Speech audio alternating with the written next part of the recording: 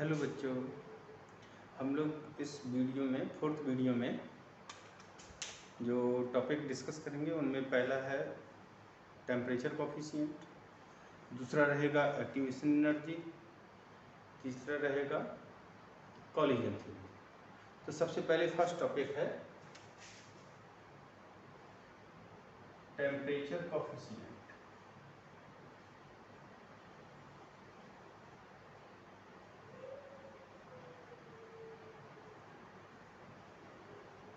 ताप गुणांक। जब भी किसी अभिक्रिया का ताप बढ़ाया जाता है तो अभिक्रिया का वेग सामान्यतः बढ़ता है और ताप की वृद्धि के साथ साथ अभिक्रिया के वेग में होने वाली गुणात्मक वृद्धि को ताप गुणांक के पदों में लिखा जाता है। ताप गुणांक को थीटा से प्रदर्शित करते हैं और थीटा इज इक्वल टू होता है के टी प्लस 10 अपॉन के टी। मतलब दो ऐसे तापों पर अभिक्रिया का वेग स्थिरांक ज्ञात करेंगे जिनमें 10 डिग्री सेंटीग्रेड का अंतर है। तो जो ताप गुणांक होगा के टी प्लस 10 अपॉन के टी होगा। ऐसा देखा गया है कि 10 डिग्री सेंटीग्रेड ताप वृद्धि करने पर अभिक्रिया का वेग 2 से 3 गुना तक बढ़ता है। तो जो के थीटा की वैल्यू होगी के टी प्लस 10 अपॉन के टी और इसकी वैल्यू जो आएगी वो 2 और 3 के बीच होगी।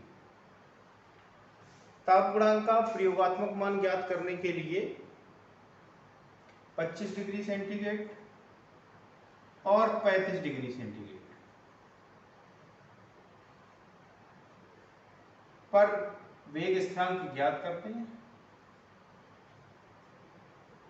और इनकी जो वैल्यू आएगी वो 2 और 3 के बीच होगी। नोट करने वाली बात यह है कि ताप गुणांक का मान 2 और 3 के बीच अधिकांश अभिक्रियाओं के लिए होता है, लेकिन कुछ अभिक्रियाएं ऐसी भी होती हैं जिनके लिए ताप गुणांक का मान 2 और 3 के बीच नहीं होता। तो ये एक सार्वभौमिक नियम नहीं है। पहला पॉइंट तो यही हो गया कि ये एक सार्वभौमिक नियम नहीं है। और दूसरी बात ये कि ऐसा क्या होता है कि 10 डिग्री सेंटीग्रेड ताप वृद्धि करने पर अभिक्रिया का वेग 2 से 3 गुना तक क्यों बढ़ जाता है, इसको भी देखते हैं। तो कॉलिजन थ्योरी ये बताती है कि जब दो अणु टकराएंगे तो एक की ऊर्जा बढ़ेगी, एक की कम होगी। जिस अणु की ऊर्जा बढ़ जाती है उसे एक्टिव मॉलिक्यूल कहते हैं। एक्टिव मॉलिक्यूल ही प्रोडक्ट में कन्वर्ट होते हैं।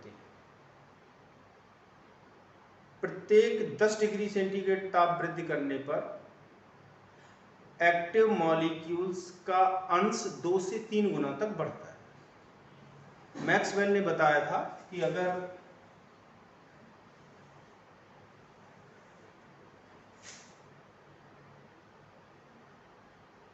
मोल फ्रैक्शन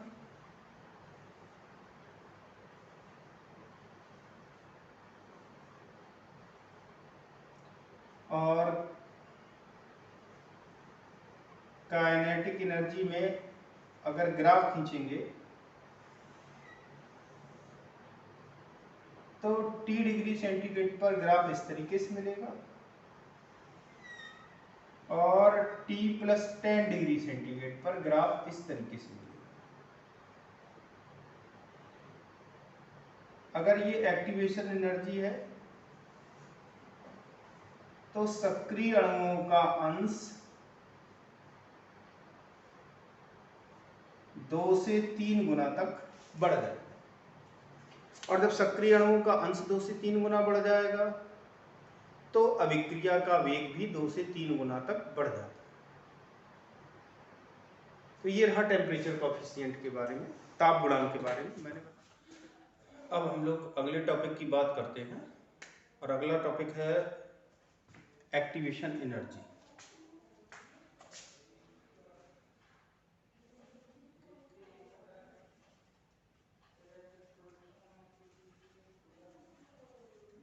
सक्रियण ऊर्जा।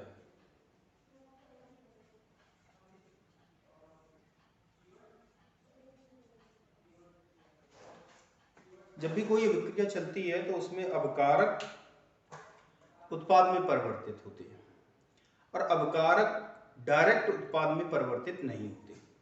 पहले वे एक ऊर्जा की निश्चित मात्रा का अवशोषण करते हैं और अवशोषण करके एक्टिवेटेड कॉम्प्लेक्स बनाते हैं।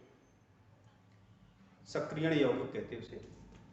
सक्रियण यौगिक की ऊर्जा इतनी ज्यादा होती है कि वो उत्पाद में परिवर्तित हो जाता है, उसमें कंपन प्रारंभ हो जाते हैं और वो उत्पाद में परिवर्तित हो जाता है। अगर हम अभिक्रिया के मार्ग यानी कि पाथ ऑफ रिएक्शन और एनर्जी इसको देखें तो अवकारक सामान्य अवस्था में अवकारकों की ऊर्जा होती है, मान लिया ए और बी अवकारक है, तो इनकी जो ऊर्जा होती है उसको ER से प्रदर्शित करते हैं। अवकारक उत्पाद में परिवर्तित होंगे, उत्पाद हमने मान लिया कि P। तो अवकारक से उत्पाद सीधा सीधा नहीं निर्मित होता, पहले अवकारक आपस में टक्करें करते हैं। जब दो अणु आपस में टकराते हैं तो एक की ऊर्जा बढ़ जाती है। अगर ऊर्जा एक निश्चित ऊर्जा बढ़ी हुई ऊर्जा का मान एक निश्चित मान से अधिक होता है या उसके बराबर होता है तो उस स्थिति में अणु आपस में जुड़ करके सक्रियण यौगिक बनाते हैं। अणुओं द्वारा जितनी ऊर्जा अवशोषित की जाती है उसे सक्रियण ऊर्जा या एक्टिवेशन एनर्जी कहते हैं। तो ये अणु आपस में टक्करें करेंगे, टक्करें करने के पश्चात ये एक्टिवेटेड कॉम्प्लेक्स बनाते हैं ए बी। एक्टिवेटेड कॉम्प्लेक्स बनाने के लिए शर्त ये है कि ए और बी दोनों के ही एक्टिव मॉलिक्यूल आपस में जब टकराएंगे तब एक्टिवेटेड कॉम्प्लेक्स बनेगा। अणु आपस में टकराते हैं तो एक अणु की ऊर्जा बढ़ गई, ए की भी बढ़ जाए और बी की भी बढ़ जाए, तब हम कहेंगे कि दोनों एक्टिव हैं। और फिर एक्टिव ए और एक्टिव बी आपस में जब टक्कर करेंगे तो एक्टिवेटेड कॉम्प्लेक्स बनेगा, सक्रियण यौगिक। इसकी ऊर्जा इतनी ज्यादा होती है कि इसमें कंपन प्रारंभ हो जाते हैं और यह उत्पाद में परिवर्तित हो जाता है। सक्रियण यौगिक बनाने के लिए अवकारकों द्वारा जितनी अतिरिक्त ऊर्जा का अवशोषण होता है इतनी तो थी, जो अतिरिक्त अवशोषित की वो इतनी होगी। इसी को एक्टिवेशन एनर्जी कहते हैं। अवकारकों द्वारा अवशोषित ऊर्जा की वह न्यूनतम मात्रा जिससे वे एक्टिवेटेड कॉम्प्लेक्स बनाते हैं एक्टिवेशन एनर्जी कहलाती है। तो मैंने ये बताया कि अभिक्रिया के दौरान अवकारक अणु सीधे उत्पाद में परिवर्तित नहीं होते, बल्कि पहले वे ऊर्जा की एक निश्चित मात्रा का अवशोषण करते हैं और एक्टिवेटेड कॉम्प्लेक्स बनाते हैं। एक्टिवेटेड कॉम्प्लेक्स की ऊर्जा बहुत ज्यादा होती है जिससे उसमें कंपन प्रारंभ हो जाते हैं और वो उत्पाद में परिवर्तित हो जाते हैं। इस एक्टिवेशन एनर्जी को प्राप्त करने के लिए अणु आपस में टक्करें करते हैं, यानी कि जब आपस में टकराते हैं तो उनकी ऊर्जा बढ़ती है। जब दो अणु टकराएंगे एक की बढ़ेगी एक की कम होगी, जिसकी बढ़ी उसे एक्टिव मॉलिक्यूल कहते हैं और जिसकी कम हुई उसे इनएक्टिव मॉलिक्यूल कहा जाता है।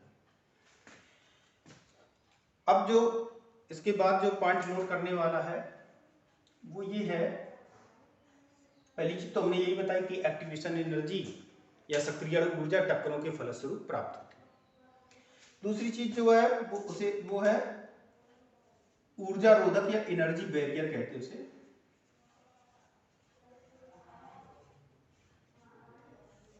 ऊर्जा रोधक,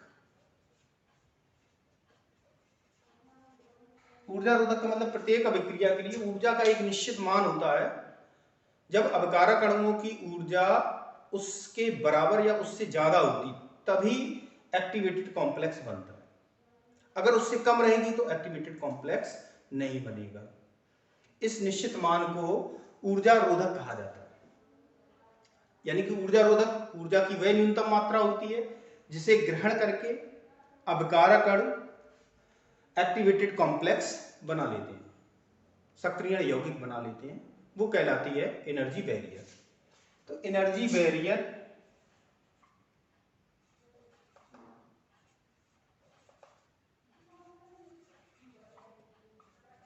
से अगर ऊर्जा कम रहेगी तो एक्टिवेटेड कॉम्प्लेक्स नहीं बनेगा, इसके बराबर हो जाए या इससे ज्यादा हो जाए तो एक्टिवेटेड कॉम्प्लेक्स बनेगा और वो फिर उत्पाद में परिवर्तित हो जाता है। ये तो रहा एनर्जी बैरियर। इसके बाद तीसरा पॉइंट जो है वो है इफेक्ट ऑफ कैटलिस्ट।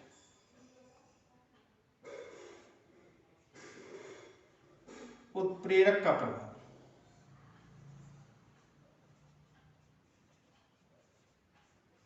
उत्प्रेरक वे पदार्थ होते हैं जो अपनी उपस्थित मात्र से ही अभिक्रिया का वेग बढ़ा देते हैं। अपनी उपस्थित मात्र का मतलब वो अभिक्रिया में भाग नहीं लेते, जितना उत्प्रेरक डाला जाता बाद में उतना ही मिलता है, ना ही उसकी कोई रासायनिक प्रकृति परिवर्तित होती है, केवल वो अपनी उपस्थिति में अभिक्रिया के वेग को बढ़ा देता है। तो ऐसा क्या होता है जो अभिक्रिया का वेग बढ़ जाता है? उत्प्रेरक की उपस्थिति में ऐसा एक्टिवेटेड कॉम्प्लेक्स बनता है जिसकी ऊर्जा सामान्य अभिकारकों द्वारा बने हुए एक्टिवेटेड कॉम्प्लेक्स से कम होती है। जैसे ए और बी है, ये सामान्य एक्टिवेटेड कॉम्प्लेक्स ए बी बना। अगर कैटालिस्ट सी डाल दें इसमें तो उत्प्रेरक की उपस्थिति में ऐसा एक्टिवेटेड कॉम्प्लेक्स बनेगा ए बी सी जिसकी एक्टिवेशन एनर्जी EAC करके हमने लिख दिया। तो EAC का जो मान होगा वो बहुत कम होगा EAC, यानी कि सामान्य अभिकारकों द्वारा जो एक्टिवेटेड कॉम्प्लेक्स बन रहा है उसकी ऊर्जा ज्यादा है और इसकी उत्प्रेरक की उपस्थिति में जो एक्टिवेटेड कॉम्प्लेक्स बन रहा है उसकी ऊर्जा बहुत कम है। तो कम ऊर्जा को अणु आसानी से आपस में टक्करें करते हैं और टक्करें करके प्राप्त कर लेते हैं। तो ये इस ऊर्जा स्तर को प्राप्त करना आसान होता है, शीघ्रता के साथ ये प्राप्त किया कर लेते हैं अभिकारक और वो उत्पाद में परिवर्तित हो जाते हैं। ये तो रहा उत्प्रेरक का प्रभाव। तो उत्प्रेरक की उपस्थिति में ऐसा एक्टिवेटेड कॉम्प्लेक्स बनता है जिसकी एक्टिवेशन एनर्जी सामान्य अभिकारकों द्वारा बने हुए एक्टिवेटेड कॉम्प्लेक्स से कम होती है। जो एक्टिवेटेड कॉम्प्लेक्स बनता है उसकी अगर कुल ऊर्जा देखी जाए तो उसको थ्रेशोल्ड एनर्जी कहते हैं। ET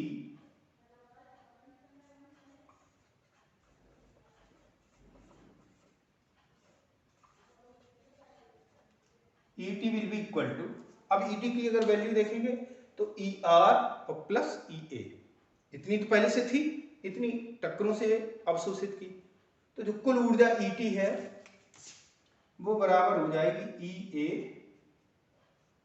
plus ER।